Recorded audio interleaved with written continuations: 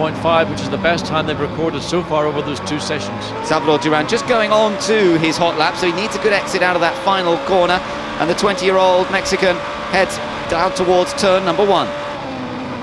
245 kilometers per hour, I think, before he hit the brakes. And that's about 8 kilometers an hour quicker than we've seen throughout the practice sessions. That's because the wind is blowing down the straight, so that's a significant advantage, and it's probably a small contribution to the improvement in lap times that we've been seeing across the field.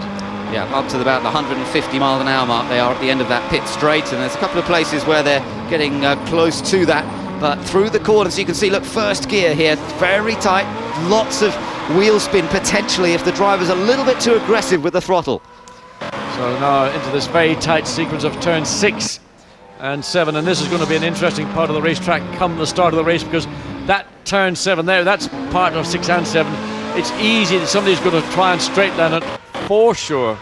Yeah, you can guarantee it'll happen for somebody in the race. Meanwhile, the lap continues. Again, you can see the revs dropping right down to around 5,000 revs, even lower than that on some occasions, and then building up to just over 9,000 revs, which is where the rev limiter cuts in, up to 6th gear all too briefly, and then he's into this final sequence of corners.